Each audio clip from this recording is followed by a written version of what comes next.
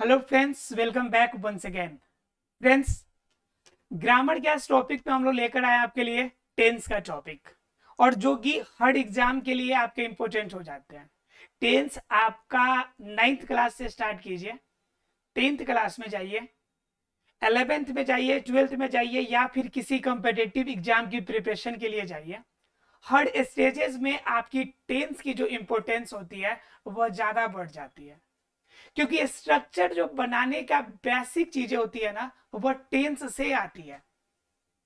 अब आप सोच रहे होंगे कि मैं क्या कह रहा हूं, टेंस की बातें, बेसिक स्ट्रक्चर की बातें, कुछ समझ नहीं आ रहा है आपको।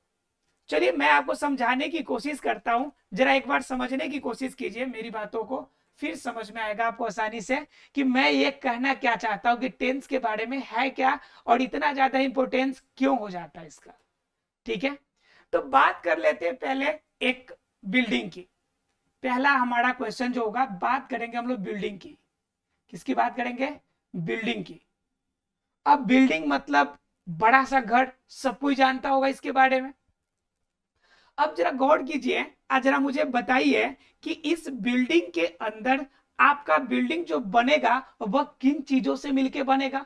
तो कोई बिल्डिंग है तो ऑब्वियसली सी बात है कि बहुत सारे उसके अंदर रूम्स होंगे, बहुत सारे रूम्स होंगे, और इन रूम्स के कंपोजिशन से आपका बिल्डिंग बना हुआ होगा। बहुत सारे रूम्स होंगे, बहुत सारे आपका लंबा चौड़ा यार्ड होगा, उसका बहुत सारा आपका बाउंड्री वॉल होगा, बहुत सारा आपका एरिया होगा। इन सभी को अगर मिलाएंगे तो आपका बनेगा एक बिल्डिंग बनेगा। क्लियर है? अब जरा एक और बात बताइए कि इस बिल्डिंग को बनाने में क्या लगा होगा। तो आप कहेंगे कि बहुत सारे मोटी मोटी क्या है, दीवारें बनी होंगी, छत बने होंगे, छत बने होंगे, और इन सभी चीजों को बनने के बाद आपका क्या होगा कि रूम बन के तैयार हुआ होगा, लाइटिंग हुआ होगा, अलग अलग तरह की चीजें बनी होंगी। अगर मैं इसको कहूं कि और तोड़ दो, बताओ कि ये दीवारें और आपकी जो छतें हैं वो आपने कैसे बनवाई। तो आप कहेंगे कि सर आप क्या बात करते हैं। तो बच्चा बच्चा जानता है कि जो दीवारें और छतें बनी होंगी वह किसकी बनी होंगी? ब्रिक्स की बनी होगी, स्टोन्स होंगे उसके अंदर, पत्थर होंगे, सीमेंट होंगे उनके अंदर, सीमेंट होंगे। और सीमेंट के बाद क्या होगा कि आपका वाटर होगा। मतलब इस तरह से बहुत सारे आइटम होंगे जिनको मिलने से आपका क्या बनेगा? वाल बनेगा। अब यहां पे अगर समझ में आती है इतनी बातें, तो समझिए कि ग्रामर तो आप ऐसे ही समझते हैं, ग्रामर तो आपके दिमाग में ही है। फिर आप ग्रामर के लिए क्यों डरते हैं? ग्रामर कुछ भी नहीं है, बस आपका दिमाग का भ्रम है कि ग्रामर बड़ी टॉपिक है। कुछ भी नहीं होता इसमें। अब जरा समझिए कि आपने जो समझा ब्रिक, स्टोन्स और सीमेंट, इसको मान लीजिए सबसे छोटा लेवल, उसके बाद उससे बड़ा वाल बनेगा, वाल से आपका रूम्स बना, रूम से बिल्डिंग बना। यही चीजें होती है। ठीक उसी प्रकार हमारे सेंटेंसेस, हमारी ग्रामर में भी चीजें होती है। सबसे नीचे कौन है? ब्रिक्स, स्टोन्स है, तो सबसे नीचे इसमें आता है लेटर। क्या आता है? लेटर। लेटर में क्या आएगा भाई? तो लेटर में सारे शब्द, सारे अक्षर आएंगे, सारे अक्षर आएंगे। अक्षर में क्या आएगा? जैसे मान लीजिए कि ए से लेके जेड तक के अक्षर आएंगे। बोलिए, क्लियर है सबको? सबसे छोटा अंश ए टू जेड। अब उस ए टू जेड का कंपोजिशन कीजिए आप, तो दीवार बनेगी। अब ए टू जेड को जोड़िए एक साथ में, तो जब इसी को मीनिंगफुल तरीके से जोड़ दे आप, किसके तरीके से जोड़ दे आप? मीनिंगफुल तरीके से जोड़ दे आप इसी को, ए टू जेड को एक तरीका से जोड़े, एक अर्थपूर्ण तरीके से जोड़ दे, तो क्या बन जाएगा? वर्ड्स बन जाते हैं। जैसे ROC, रॉक। रॉक मीन्स चट्टान। यहाँ पे आर लेटर ले लिया ए टू जेड में से, ओ को लिया, सी को लिया और के को लिया, और एक वर्ड बना दिया। अब इसी के हम कर दे, इसी को KCOR। ये भी कंपोजिशन है लेटर का, लेकिन इसका कोई मीनिंग नहीं है। क्यों? क्योंकि जैसे हमने मीनिंगफुल तरीके से अरेंज ही नहीं किया। जैसे यहां पर देखिए, दीवार बनाना है तो आपको एक अरेंज तरीके से ईटा के ऊपर ईटा के ऊपर ईट ऐसे लगाने पड़ेंगे। अगर मान लीजिए एक ईट यहां पे लगा दिया, एक ईट यहां पर, एक यहां पर, तो बताइए कभी दीवार बनेगा क्या? कभी छतें बनेंगी क्या? नहीं बनेगा। जिस तरह से दीवार और छतें बनाने के लिए आप अरेंज तरीके से बनाते हैं, ठीक उसी प्रकार आपको क्या करना है, A to Z को इसी में से लेटर को लेकर एक मीनिंगफुल तरीके से, एक अर्थपूर्ण तरीके से जोड़ना है आपको। और जोड़ने के बाद क्या बना लिया, आपका मीनिंगफुल तरीका जो बनाया वह हमारा बन गया वर्ड। क्या बन गया, हमारा वर्ड बन गया। क्लियर है सबको? तो पहला स्टेज हमारा क्या था, ब्रिक्स वाला। दूसरा स्टेज वॉल वाला बन गया हमारा वर्ड। अब क्या करना है कि यह वर्ड वाला जो भाग है, इस वर्ड वाले भाग को मीनिंगफुल तरीके से जोड़ेंगे तो हमारा बनेगा क्लोज। एक छोटा सा उपवाक्य बनेगा, क्लोज बनेगा। जरा देखिए ये क्लॉज कैसे बनता है। तो क्लॉज वास्तव में बनेगा कैसे, जब इसी को दो तीन आपके वर्ड को मीनिंगफुल तरीके से जोड़ दे। जैसे थैंक यू, थैंक यू, आपको धन्यवाद, क्लॉज बन गया।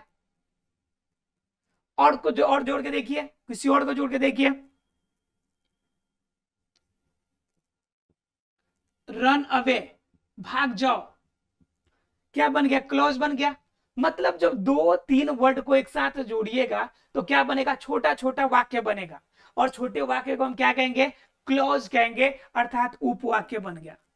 क्या बन गया, उपवाक्य बन गया। उपवाक्य बनने का मतलब है रूम बन के आपका क्या हो गया, तैयार हो गया। क्या बन गया, रूम बन गया। अब रूम बन गया तो भाई क्या करना है आपको, रूम बनने के बाद तो आपको बिल्डिंग बनानी है ना। क्या बनानी है, बिल्डिंग बनानी है। और बिल्डिंग बनाने का मतलब क्या है कि इन्हीं जब क्लॉज को आप जोड़ दीजिएगा मीनिंगफुल तरीके से तो ये बना जाएगा पूरा सेंटेंस। और पूरा सेंटेंस जो होगा वही हमारा बिल्डिंग तो है। जो सेंटेंस बनेगा उसी को हम क्या कहते हैं, बिल्डिंग कहते हैं। जैसे Mohan runs away from market. Mohan बाजार से भाग आता है। तो बात समझ में आ रही है, ये मैंने क्लॉज को जोड़ के सेंटेंस बना दिया। तो क्या कहलाता है कि आपको सबसे छोटा लेटर, लेटर को मीनिंगफुल करके वर्ड्स, वर्ड्स को मीनिंगफुल करके हमने क्लॉज, और क्लॉज को मीनिंगफुल करके सेंटेंस। तो हमें क्या जानना है, पहले हम लोगों ने क्या जाना था, लेटर के बारे में जाना था। सबसे पहला टॉपिक किसके बारे में, पार्ट्स ऑफ स्पीच के बारे में। किसके बारे में जाना था, पार्ट्स ऑफ स्पीच के बारे में, अर्थात लेटर के बारे में जाना था कि लेटर क्या होते हैं। पूरी दुनिया की सारे लेटर्स को हमने तोड़ा था 8 भागों में, और 8 भाग को हमने कहा था पार्ट्स ऑफ स्पीच। तो ये हमने लेटर पढ़ा था। लेटर समझ में आ गया तो अब इसको अरेंज करना है हमें, और अरेंज करके जो सेंटेंस बनाने हैं, जो एग्जाम में सेंटेंस पूछे जाते हैं, जिनसे आप बातों को बोल पाते हैं, जिससे आप बातों को समझ पाते हैं, वह सेंटेंस हमारा कौन सिखाएगा, जो टेंस है। टेंस हमें बताएगा कि सेंटेंस का फॉर्मेशन कैसे होगा। क्लियर है फ्रेंड्स? तो हम समझ सकते हैं कि जो टेंस होगा हमारे लिए कितना ज्यादा इंपॉर्टेंट हो जाता है। तो टेंस का इंपॉर्टेंस इतना है कि समझिए कि आपका रीढ़ का हड्डी है, बेसिक चीजें है, जिसे अगर आप समझ लिए तो आप क्या कर सकते हैं कि ग्रामर के बहुत सारे बातों को आप ऐसे ही समझ जाएंगे। ठीक है, तो आज की क्लास में हम लोग क्या जानेंगे, टेंस के बारे में जानेंगे। और टेंस हमारा क्या बताएगा, सेंटेंस का फॉर्मेशन बनाएगा, सेंटेंस का एक रूप तैयार करके देगा, एक वाक्य का एक अलग फॉर्म देगा। इसके बारे में जानेंगे हम लोग। तो स्टार्ट करते हैं आज का टॉपिक और जानते हैं किसके बारे में, टेंस के बारे में। ठीक है, देखिए टेंस वास्तव में होता क्या है, टेंस किसे कहते हैं। ठीक है, बात आती है टेंस किसे कहते, किसे है, और टेंस होता क्या है। तो टेंस कहता है कि कोई भी आप जब काम करते हैं, कोई भी वर्क करते हैं, तो उसका कोई वर्क करने का कोई टाइम रहा होगा, कोई समय रहा होगा जिस समय आप उस काम को करते हैं। यानी किसी भी कार्य को करने में जो समय लगता है ना, उसी को हम टेंस कहते हैं। अब जैसे एक एग्जांपल से समझिए, अभी आप क्या कर रहे हैं, अभी आप पढ़ रहे हैं, अभी आप अपने मोबाइल में वीडियो देख रहे हैं और वीडियो के साथ आप पढ़ रहे हैं। क्लियर? अभी से ठीक 10 मिनट पहले जब मैंने क्लास स्टार्ट नहीं किया था, उससे पहले आप क्या कर रहे थे? उससे पहले आप खाना खा रहे थे। तो क्या हो गया यहाँ पे? ध्यान से समझिएगा। अभी एंड प्रेजेंट मूवमेंट, अभी क्या कर रहे हैं? आप वीडियो देख रहे हैं, आप क्लास देख रहे हैं। किस चीज की क्लास देख रहे हैं? तो टेंस की क्लास देख रहे हैं भैया। क्लियर? अभी टेंस का क्लास चल रही है अभी, और इस टेंस की क्लास चलने से पहले आप क्या कर रहे थे? आप खाना खा रहे थे। ये स्टार्ट होने से पहले आपका काम क्या था? खाना खाना। आप खाना खाए जा रहे थे उस समय किसी चीज की नजर नहीं थी आपको, सिर्फ आप खाने के पेड़े में लगे हुए थे। कितना जल्दी खा ले, कितना ज्यादा खा ले, क्लास देखना है हमें। तो उस समय आप खाना खा रहे थे। अब एक और बात होती है कि आप ये वीडियो देखने के बाद क्या करेंगे। तो आपने माइंड सेटअप कर लिया है कि हमने वीडियो देख लिया, तो फटाफट हम इसका नोट्स बना लेंगे। चाहे नोट्स साथ साथ बना लेते हैं, इसके बाद वीडियो देखने के बाद हम खेलने चले जाएंगे। प्लेइंग, हम खेलने चले जाएंगे, यानी प्ले करेंगे, खेलेंगे। ऐसा आपने प्लान बना लिया, और यहां पे क्या कर लिया कि आप खाना खा रहे थे पीछे, और आगे क्या प्लान कर लिया कि आप खेलेंगे। और अभी क्या कर रहे हैं आप? कि आप वीडियो देख रहे हैं। सिचुएशन 3 समय का हो गया। एक आप इंसान है, आप 3 समय में काम कर रहे हैं। काम करने का आपका 3 समय हो सकता है। या तो क्या अभी आप कर रहे हैं, या फिर क्या आपने कोई काम पहले कर लिया हो, या फिर आप कोई काम करने का प्लान किया हो, एक आपने एडजस्टमेंट किया हो कि आपको इसके बाद क्या करना है। तो बात यही होती है, 3 पार्ट। आप अभी काम कर रहे हैं जो हाल में, उसे कहते हैं प्रेजेंट। क्या कहते हैं? प्रेजेंट। और जो प्रेजेंट से पहले की बात हो उसे हम लोग कहते हैं पास्ट। क्या कहते हैं उसे? पास्ट। और जो प्रेजेंट के बाद की बात हो, मतलब आगे की प्लान जो कर रहे हो, उसे क्या कहते हैं हम लोग? फ्यूचर। क्या कहते हैं उसे? फ्यूचर। बात समझ में आ रही है? प्रेजेंट अभी का समय, जब आप वीडियो देख रहे हैं, जब आप टेंस की क्लास देख रहे हैं, उससे पहले का समय आप खाना खा रहे थे, पास्ट हो गई, आपके लिए बीता हुआ चीज हो गया, जिसे आप रिवर्स नहीं ला सकते, तो वो हो गया पास्ट। और एक वर्क जो कि आपको फ्यूचर में करनी है, आपने आगे प्लान किया है, व्हाट टू डू, मतलब आपको करना क्या है, तो वो चीजें जो आपको फ्यूचर में करनी है, तो वो क्या हो गया? आपका फ्यूचर। राइट? मतलब क्या? पास्ट, प्रेजेंट और फ्यूचर। अर्थात क्या, जब भी कोई काम करेंगे तो काम करने का एक ना एक समय होगा, अर्थात की क्रिया करने में कोई समय लगेगा। जो समय लगेगा उसी समय को हम टेंस कहते हैं। क्या कहते हैं उसे? टेंस। अर्थात क्या कि किसी भी सब्जेक्ट को, किसी कार्य को करने में जितना समय लगेगा, जो भी समय लगेगा, जिस समय का समय लगेगा, वह समय हमारा क्या कहलाएगा?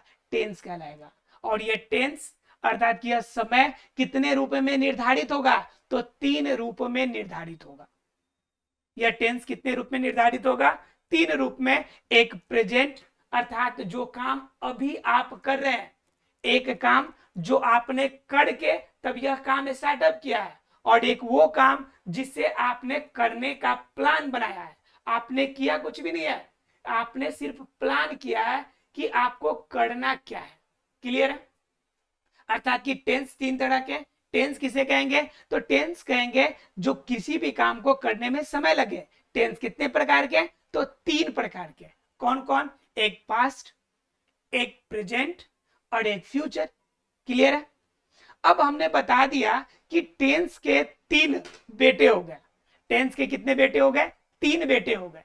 अर्थात क्या कि 3 इनके आपके कामों को ले जाने वाले 3 इनके पास स्तंभ हो गए।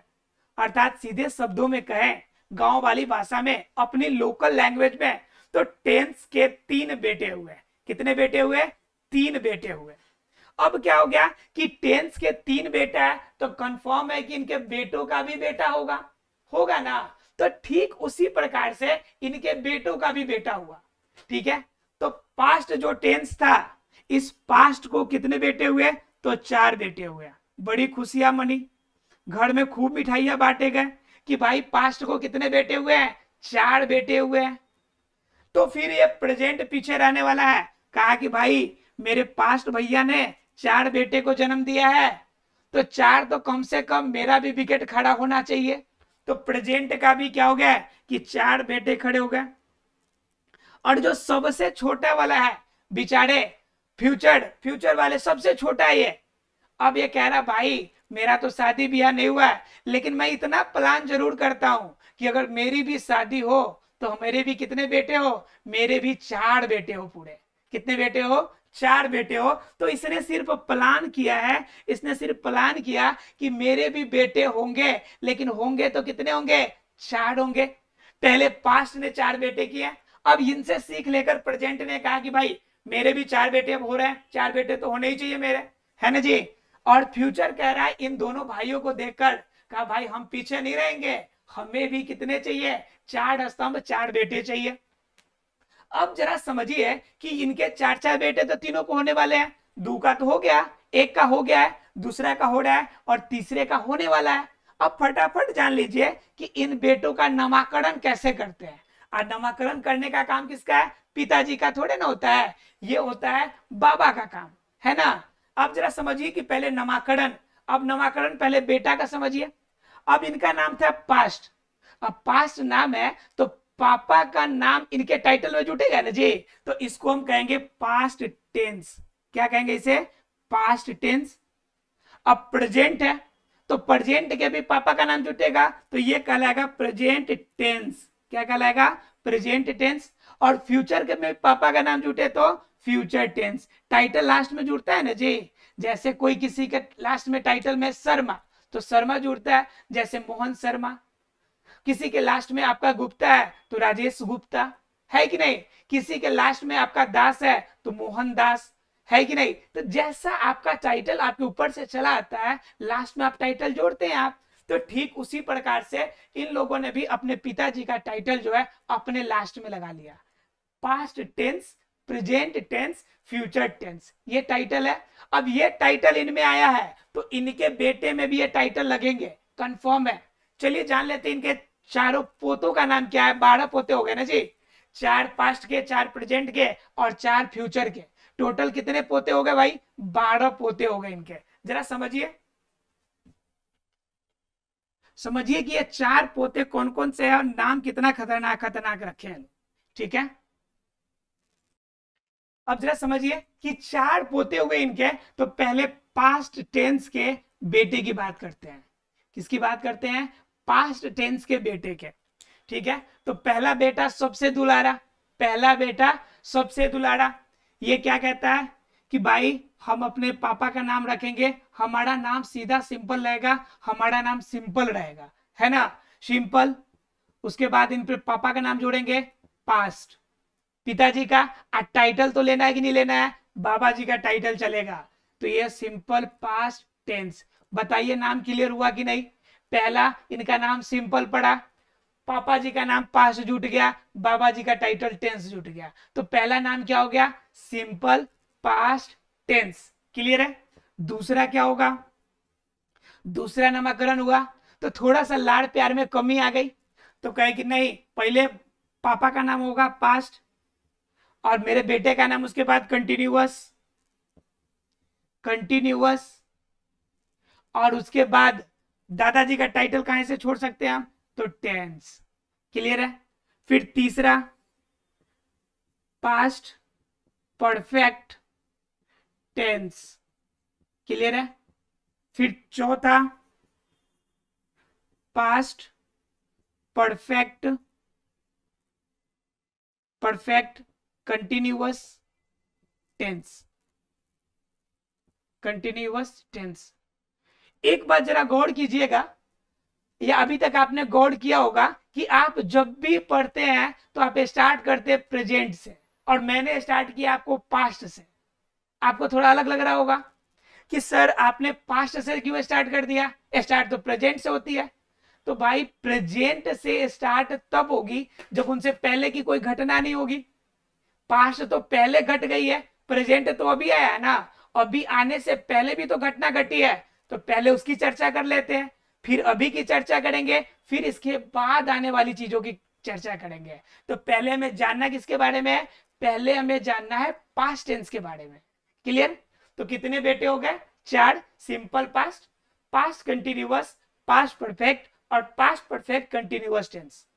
जब ये 4 बेटों का नामकरण हो गया तो दादाजी कहे कि अब देखो, अब इसमें किसी का कोई झगड़ा नहीं चलेगा, अब बिल्कुल इसी के जैसे नामकरण बाकी दोनों बेटों के भी जो बेटे होंगे उनका भी नामकरण इसी के जैसे होगा, सिर्फ उनके बाप का नाम बदलेगा, बाकी नाम में कोई चेंजेस नहीं होगा। तो कहा सबने मान लिया बात। तो अब समझिए कि अब सिर्फ इनके पिताजी का नाम चेंज होने वाले हैं, ठीक है, और नाम सबका आपका बेटे का नाम बढ़ जाएगा इसी से। तो समझिए कि प्रेजेंट के बेटों का नाम क्या हो जाएगा, प्रेजेंट के बेटे का नाम क्या होगा, ठीक है, प्रेजेंट के बेटे का नाम अगर बात कीजिएगा तो पहला सिंपल पास्ट टेंस था, तो इसके पहले बेटे का नाम हो जाएगा simple present tense. Clear?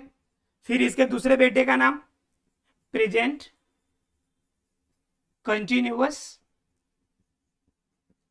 Continuous tense. बात कीजिएगा इनके तीसरे बेटे का तो प्रेजेंट परफेक्ट टेंस।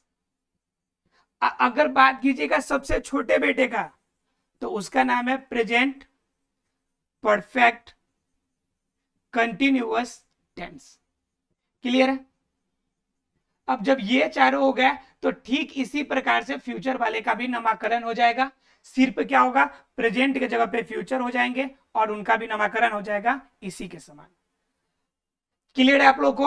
अर्थात कि टेंस और उसकी पूरी फैमिली से परिचय हो गया होगा, टेंस का क्या इंपॉर्टेंस है उसको भी क्लियर हो गया होगा और टेंस के पूरे फैमिली मेंबर से मिलवा दिए। अब मिल लिए तो कल से इनके एक एक रूम में जाकर और फिर इनसे बातचीत करेंगे कि क्या खबर है, कैसे रहते हैं और कैसे हमारे लिए उपयोगी होते हैं, इनके बारे में जानेंगे अगले क्लास में। मिलते हैं अगले क्लास में, तब तक के लिए thank you very much friends.